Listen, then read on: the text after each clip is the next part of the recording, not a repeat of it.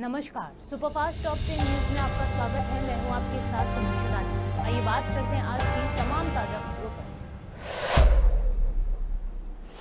उत्तर पूर्वी दिल्ली से टिकट मिलने के बाद कांग्रेस नेता कन्हैया कुमार ने मनोज तिवारी पर निशाना साधा है। उन्होंने कहा कि पिछले 10 साल में मनोज तिवारी ने नॉर्थ ईस्ट दिल्ली की जनता के लिए क्या किया है। चुनाव है तो कोई ना कोई खिलाफ में लड़ेगा ही, मगर चुनाव में व्यक्ति महत्वपूर्ण नहीं होता है। चुनाव में विचार और मुद्दे महत्वपूर्ण होते हैं। कांग्रेस पार्टी ने मुझे दिल्ली से प्रत्याशी बनाया है, तो मैं दिल्ली की जनता का आभार व्यक्त करना चाहता हूं, उनको कोटि कोटि धन्यवाद देना चाहता हूं।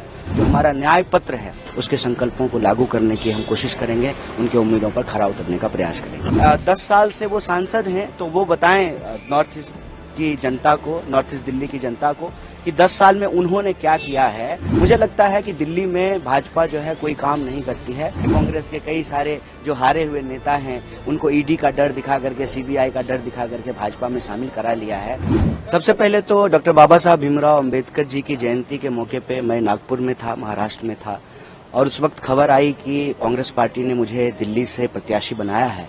तो मैं दिल्ली की जनता का आभार व्यक्त करना चाहता हूं, उनको कोटि कोटि धन्यवाद देना चाहता हूं। मैं आभार व्यक्त करना चाहता हूं दिल्ली प्रदेश कांग्रेस कमेटी के हमारे सभी कार्यकर्ताओं का, सभी नेताओं का, सभी पूर्व विधायकों का, सांसदों का, मंत्रियों का, कि उन्होंने ये फैसला लिया है। इससे एक जो है मैसेज जाएगा देश में कि हम मजबूती से जो है लोकसभा चुनाव लड़ रहे हैं। और इसी मौके पे हम धन्यवाद देना चाहते हैं हमारे कांग्रेस पार्टी के शीर्ष नेतृत्व का कि उन्होंने मुझे योग्य समझा है। दिल्ली की जो देश की राजधानी है वहां से प्रत्याशी के तौर पे खड़ा करने का फैसला उन्होंने लिया है, उम्मीदवार बनाने का। निश्चित तौर पे जो है हम उनकी उम्मीदों पर खरा उतरने की कोशिश करेंगे। और देश में जो हमारी न्याय की मुहिम है, जो न्याय की लड़ाई है, जो हम 5 न्याय की बात कर रहे हैं, युवाओं की न्याय, महिलाओं के, किसानों की न्याय, और जो इस देश के भीतर जिन लोगों के साथ भी, चाहे वो किसी भी जाति वर्ग समुदाय के हों, किसी तरह का कोई अन्याय हो रहा है तो उस अन्याय को समाप्त करके न्याय की स्थापना करना, जो हमारा न्याय पत्र है उसके संकल्पों को लागू करने की हम कोशिश करेंगे, उनके उम्मीदों पर खरा उतरने का प्रयास करेंगे। आपके सामने जो कैंडिडेट है वो 2 बार के सांसद है, मनोज तिवारी, कितनी चुनौती मानते हैं आप? देखिए, कोई ना कोई तो सामने होगा ही। जब चुनाव हो रहा है, इट्स लाइक कि जब कोई टूर्नामेंट होता है, कोई गेम होता है तो 2 टीम होती है, तो कोई ना कोई तो सामने होता ही। मेरे ख्याल से व्यक्ति महत्वपूर्ण नहीं होता है, विचार महत्वपूर्ण होता है, मुद्दा महत्वपूर्ण होता है। 10 साल से वो सांसद हैं, तो वो बताएं नॉर्थ ईस्ट की जनता को, नॉर्थ ईस्ट दिल्ली की जनता को कि 10 साल में उन्होंने क्या किया है।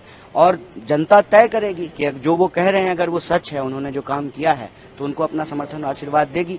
मुझे लगता है कि दिल्ली में भाजपा जो है कोई काम नहीं करती है। सिर्फ और सिर्फ जो इंडिया ब्लॉक की पार्टियां हैं उनको परेशान करना, तंग करना। जैसा कि आप जानते हैं कि दिल्ली के चुने हुए मुख्यमंत्री को बिला वजह जो है जेल में डाल दिया गया है, कई मंत्रियों को जेल में डाल दिया गया है।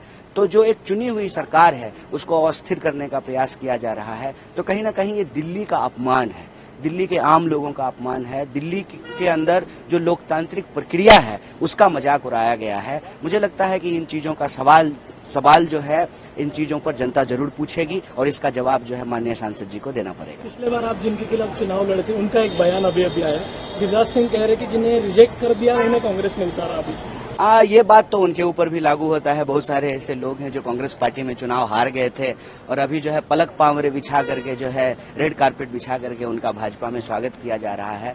हम यही कहते हैं कि आपकी बात में ना एक सच्चाई होनी चाहिए, एक ईमानदारी होना चाहिए।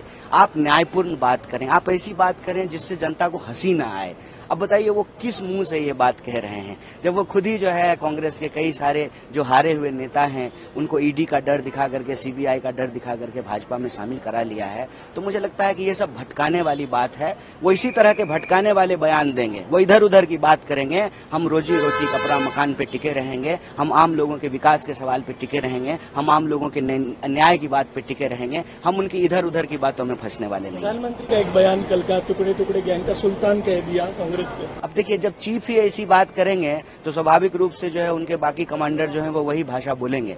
तो मैं यही कह रहा हूं कि प्रधानमंत्री हो या भाजपा के कोई भी नेता हो, आज उनके पास कोई एजेंडा नहीं है। वो ये बताने में सक्षम नहीं है कि 10 साल में उन्होंने देश के लिए क्या किया है, दिल्ली के लिए उन्होंने क्या किया है। दूसरी तरफ इंडिया ब्लॉक है और इंडिया ब्लॉक के हर पार्टी के नेता अकबरुद्दीन ओवैसी ने ईद मिलाप के कार्यक्रम में बीजेपी कैंडिडेट को लेकर कहा कि जिसको आना है आ जाओ, देख लेंगे। मुकाबला आप लोगों में और उनमें है, मुकाबला हम में और उनमें है। आपकी हसरत को बेटे पूरा करना चाहते हैं तो कर ले। बाप भी कर लिया था, कुछ नहीं हुआ। ऐ बच्चे, तू भी कुछ नहीं कर सकता।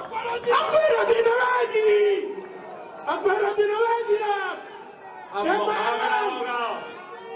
आ जाओ, जिसको आना है आ जाओ, जो आता है आ जाओ। बीजेपी भी आ जाए, कोई बात नहीं। बीजेपी के पालकड़े आ रहे, बच्चे वो भी आ जाए, कोई बात नहीं।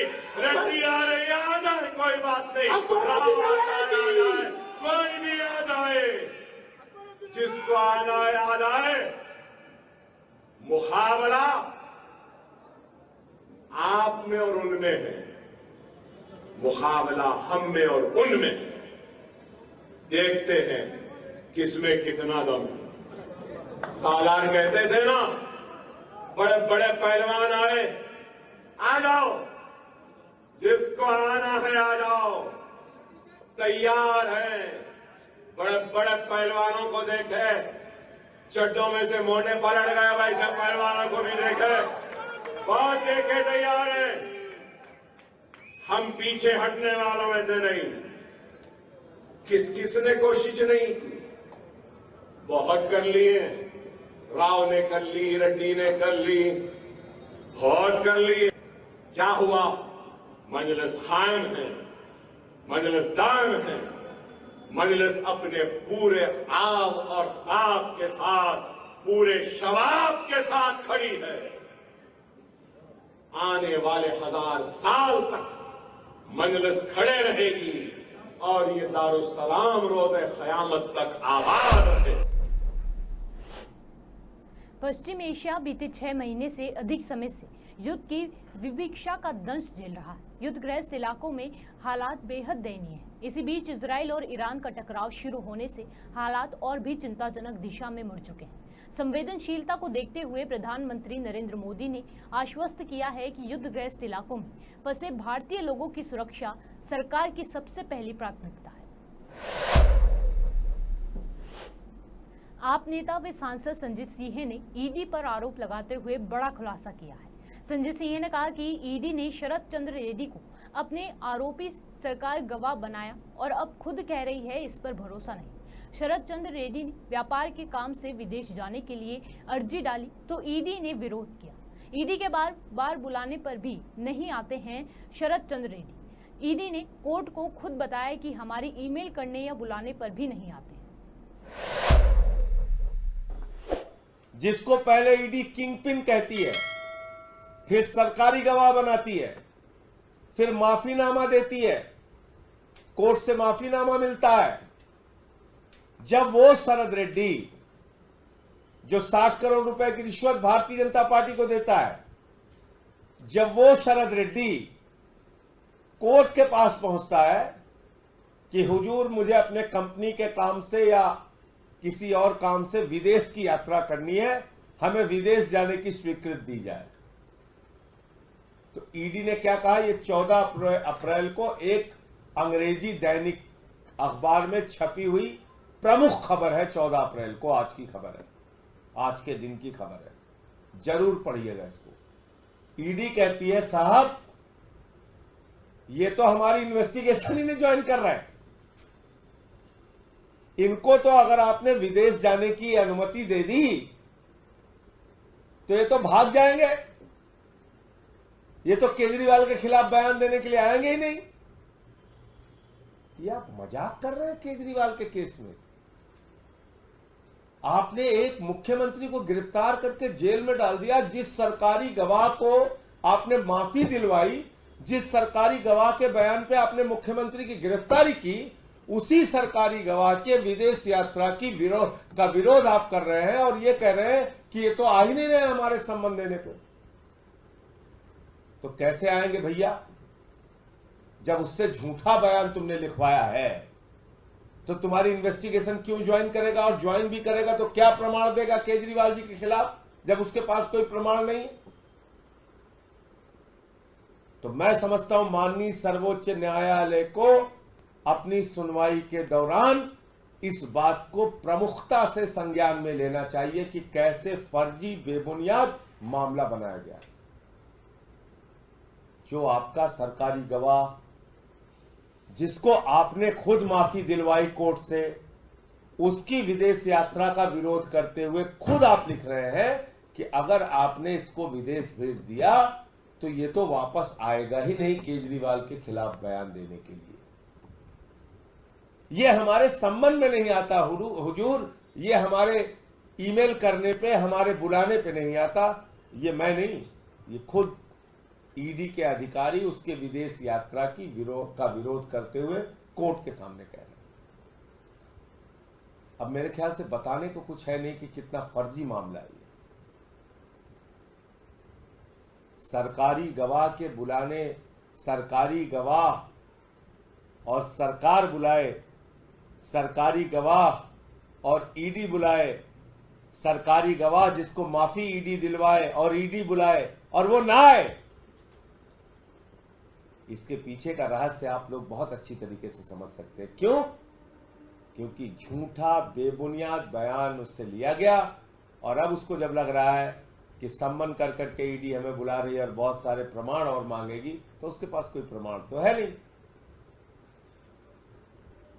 तो ईडी कह रही है भाग जाएगा और केजरीवाल के खिलाफ बयान देने के लिए आएगा नहीं। तो जो 2-4 झूठे बयान मैं इससे और लिखवा सकता था, जो 2-4 झूठे बयान मुजफ्फरनगर में चुनावी सभा को संबोधित करते हुए मायावती ने ऐलान किया कि हमारी सरकार बनने पर पश्चिमी उत्तर प्रदेश को अलग राज्य घोषित किया जाएगा। इसके साथ ही बसपा सुप्रीमो मायावती ने पश्चिमी उत्तर प्रदेश की घोषणा करने के साथ साथ पश्चिम उत्तर प्रदेश में हाईकोर्ट बेंच स्थापित करने का भी ऐलान किया है। मायावती ने कहा कि हमारी पार्टी करने में ज्यादा विश्वास करती है, इसलिए घोषणा पत्र जारी नहीं करते।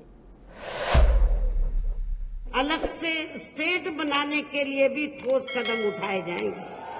आप लोग चाहते हैं कि पश्चिमी यूपी अलग से स्टेट बने, तो इसके लिए भी जब सेंट्रल में हमारी सरकार बनेगी तो इसके लिए भी जरूर ठोस कदम उठाए जाएंगे, ताकि यहाँ के लोगों का पूर्ण रूप से विकास व उत्थान आदि हो सके। साथ ही यहाँ गरीबों, मजदूरों, बेरोजगारों, कर्मचारियों, किसानों, छोटे व्यापारियों एवं अन्य मेहनतकश लोगों के हितों का भी विशेष ध्यान रखा जाएगा। और अब पिछले कुछ वर्षों से बीजेपी एवं इनके सहयोगी दल केंद्र व अधिकांश राज्यों की भी सत्ता में काबिज हो गए हैं। साथ ही इनकी भी ज्यादातर जातिवादी, पूंजीवादी, संकीर्ण, सांप्रदायिक व द्वेषपूर्ण नीतियों एवं कार्य प्रणाली आदि से तथा इनकी कथनी व करनी में भी काफी अंतर होने की वजह से ही ऐसा लगता है कि इस बार ये पार्टी भी यानी कि भारतीय जनता पार्टी भी केंद्र की सत्ता में आसानी से वापस आने वाली नहीं है, बशर्ते यदि ये चुनाव इस बार फ्री एंड फेयर होता है तथा आम चर्चा के मुताबिक वोटिंग मशीनों में भी कोई गड़बड़ी आदि नहीं की जाती है।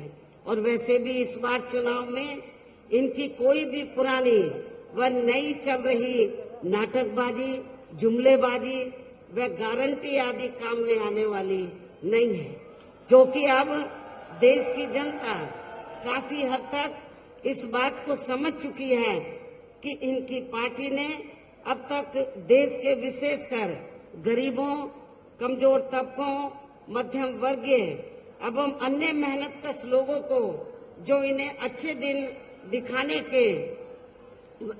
दिखाने के असंख्य प्रलोभन भरे वायदे किए हैं तथा अनेकों हवाई व कागजी गारंटी भी दी है, तो उनका जमीनी हकीकत में अभी तक इन्होंने लगभग 1/4 हिस्सा भी कार्य पूरा नहीं किया है, बल्कि इसके स्थान पर इनका ज्यादातर समय व ताकत भी यहाँ इनके अपने चहेते रहे बड़े बड़े पूंजीपतियों एवं धन्ना सेठों को ही ज्यादा से ज्यादा मालामाल व धनवान आदि बनाने में तथा उन्हें हर स्तर पर छूट देने व बचाने में ही लगी रही है, जिनके अधिकांश आर्थिक सहयोग से ही ये पार्टी व अन्य पार्टियां भी अपना संगठन चलाती हैं तथा चुनाव आदि भी लड़ाती हैं।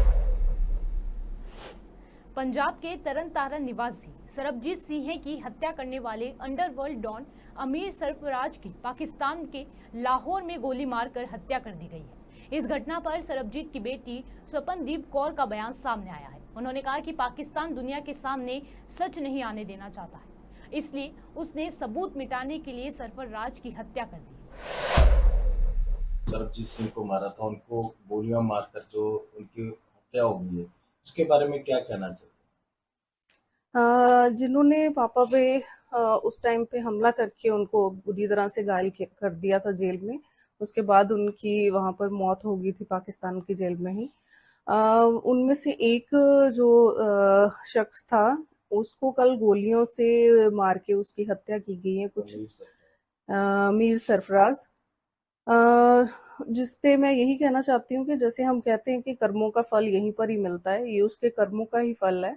लेकिन इसके साथ ही मुझे लगता है एक बहुत बड़ी साजिश भी है ये पाकिस्तान की ही सरकार की तरफ से, क्योंकि ऐसे हो सकता है बहुत सारे राज हों जो उनको लगता हो कि बाहर ना आ जाएं दुनिया के सामने, क्योंकि ये भी एक पाकिस्तान सरकार की और वहाँ की एजेंसियों की ही एक मिली भुगत के जो है कारण इन्होंने एक साजिश रच के ही मेरे पापा का वहाँ जेल में कत्ल करवाया था। काफी लंबा समय आपने जो है आपके जो बुआ जी थे मेरे ख्याल, उन्होंने काफी कोशिश भी की थी लाने की, पर सफल रहे। उसके बाद इस बात को भी लेकर काफी उन्होंने बात की, हाईकमांड के साथ भी बात की, कोई हल नहीं निकलता नजर आया। नहीं, बिल्कुल नहीं। एक ऐसा देश जहाँ जिसको हम के कहते ही हैं कि ये दुश्मन देश है और जो कि बिल्कुल किसी भी मानव अधिकारों का को नहीं मानता है, उसके इस टाइप के देश से आप क्या ही उम्मीद कर सकते हो। बहुत सारे प्रयास किए गए थे जब पापा जेल में थे, और जब उनकी मृत्यु भी हुई उसके बाद भी हमने बहुत कोशिश की थी कि इसको इंटरनेशनल लेवल पे उठाया जाए कि उनकी हत्या आखिरकार कैसे की गई, जैसे कि जबकि वो एक हाई सिक्योरिटी जेल के अंदर थे, एक सॉलिटरी कन्फाइनमेंट में। ऐसी जगह पे जाना किसी आम कैदी जो बाकी वहां पर रह रहे थे उनके बस की बात नहीं थी, बिना के अथॉरिटीज के वहां मिली भुगत के। तो ये अभी भी मैं चाहती हूँ कि इसका ये जैसा कि मुझे कल भी पूछा गया था कि आपको लगता है कि इंसाफ हुआ है, बल्कि मैं ये सोचती हूँ ये इंसाफ नहीं हुआ है। इंसाफ तब होता अगर दुनिया के सामने इनका चेहरा बेनकाब होता। कहीं ना कहीं साजिश है पाकिस्तान सरकार के भी। जी बिल्कुल, ये मैं शुरू से कह रही हूँ कि ये साजिश है पाकिस्तान की सरकार की, क्योंकि यही एक इकलौता इंसान था जो कि इस टाइम पे जेल के बाहर था। बाकी अभी भी मुझे लगता है कि जेल में ही है, और ये पापा का जो इन्होंने कत्ल किया था उसका भी एक इन्होंने झूठा वहां पर ट्रायल चलाया, जिसमें खुद ही गवाह खड़े करे और खुद ही उनको मुकरा लिया और बाद में इन लोगों को बरी कर दिया था। तो ये भी हो सकता है कि इन्होंने यही चीजें छुपाने के लिए ही इसका कत्ल करवाया हो। लास्ट में क्या कहना चाहते हो?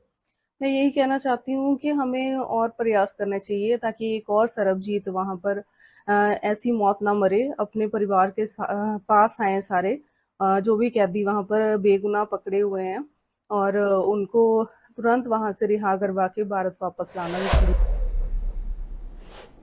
केरल के पलक्कड़ में प्रधानमंत्री नरेंद्र मोदी ने एक जनसभा को संबोधित किया। इस दौरान उन्होंने कहा कि केरल के लोगों ने बीते 10 सालों में देखा है कि कैसे एनडीए सरकार ने दुनिया भर में भारत की साख बढ़ाई। कांग्रेस सरकार ने भारत की छवि कमजोर देश की बना दी है। भाजपा सरकार ने भारत को एक मजबूत देश बनाया है। आज जब कोई भारतीय विदेश जाता है तो उसे सम्मान से देखा जाता है। साथियों, यहां सीपीएम के मुख्यमंत्री 3 साल से लगातार झूठ बोल रहे हैं कि इस कोऑपरेटिव स्कैम के पीड़ितों को उनका पैसा वापस मिलेगा। ये भी झूठ बोलते हैं कि दोषियों पर कार्रवाई होगी। ये आपका सेवक मोदी है जिसने इस केस की जांच करवाई। अब तक स्कैम करने वालों की करीब 90 करोड़ रुपए की संपत्ति भारत सरकार के ईडी ने अटैच कर ली है। मैं इस बारे में कानूनी सलाह ले रहा हूं कि कैसे जिनके पैसे डूब गए हैं ऐसे गरीबों को उनका पैसा वापस कैसे करूं, ये 90 करोड़ रुपया उनको कैसे बांट दूं।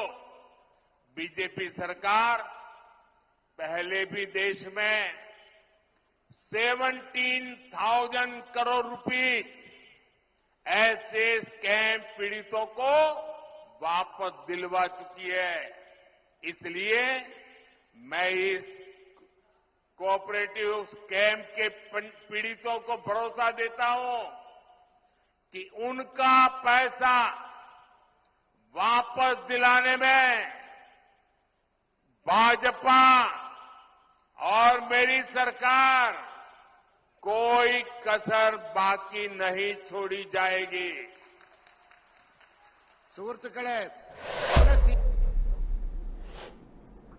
समान नागरिक संहिता पर विश्व हिंदू परिषद के अंतर्राष्ट्रीय कार्यकारी अध्यक्ष आलोक कुमार ने कहा कि यूसीसी का अगर वादा किया गया है तो इसका स्वागत करना चाहिए।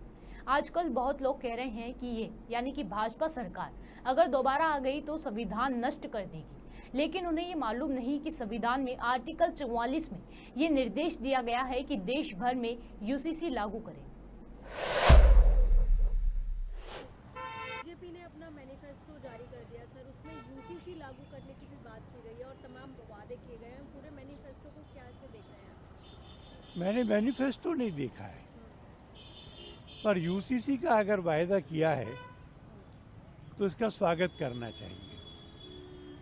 आजकल बहुत लोग कह रहे हैं कि ये सरकार दोबारा आ गई तो संविधान को नष्ट कर देगी। उन लोगों को ये ध्यान में नहीं है कि संविधान में आर्टिकल 44 में या निर्देश दिया गया है कि देश भर में यूसीसी लागू करें। तो जो इसका विरोध कर रहे वो संविधान का विरोध कर रहे, वो बाबा साहब का विरोध कर रहे, और जो इसको लाने का वायदा कर रहे हैं वो संविधान के निर्देश का पालन कर रहे हैं। अगर मैनिफेस्टो में यूसीसी कहा गया है तो शिवसेना उद्धव गुट के नेता संजय राउत ने एक बार फिर बीजेपी सरकार पर निशाना साधते हुए कहा कि महाराष्ट्र में बीजेपी सरकार ने चंदा दो धंधा लो का 8,000 करोड़ का खेल किया है। ये गौरव धंधा है। उन्होंने कहा कि आप हमको कुछ दीजिए, उसके बदले हम आपको कुछ दे देंगे। ये चोरी सुप्रीम कोर्ट ने पकड़ी। बीजेपी ने इस माध्यम से 8,000 करोड़ का धंधा जमा किया। उसमें कई कंपनियां ऐसी थी जिसको टेंडर और काम दिया गया है।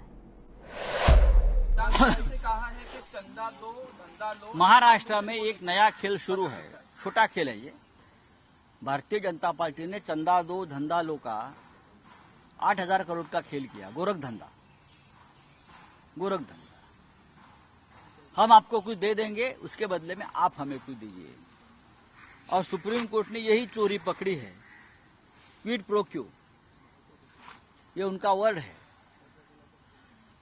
8,000 कोटी का धन जमा किया बीजेपी ने इस माध्यम से।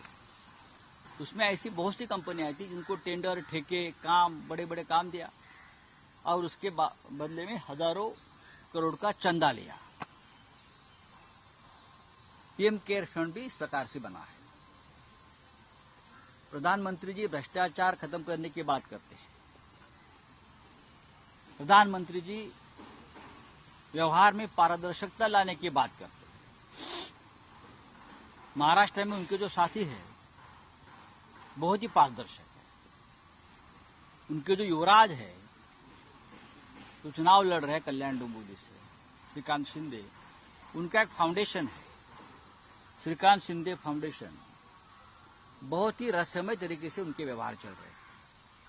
अब तक 500 करोड़ या 600 करोड़ तक पैसा की उगाही की है, रंगदारी की है। पिताजी मुख्यमंत्री है, वहां से बिल्डर, ठेकेदार, कॉन्ट्रैक्टर सबको फोन जाते हैं। और फाउंडेशन के नाम पर पैसा जमा किया जाता है। हरियाणा में सोमवार को कई जिलों में वर्षा होने की संभावना है। मौसम विभाग के इस अलर्ट ने जारी किया है। साथ ही तेज हवाओं के साथ बिजली गिरने की संभावना भी जताई गई है। इससे कई किसानों को मंडी में खुले में पड़ी सरसों और गेहूं के अलावा खेत में खड़ी फसल भी खराब होने की चिंता सता रही है। सुपरफास्ट टॉप 10 न्यूज में आज के लिए सिर्फ इतना ही। देश और विदेश की तमाम बड़ी खबरों से जुड़े रहने के लिए देखते रहिए पॉपुलर टीवी। धन्यवाद।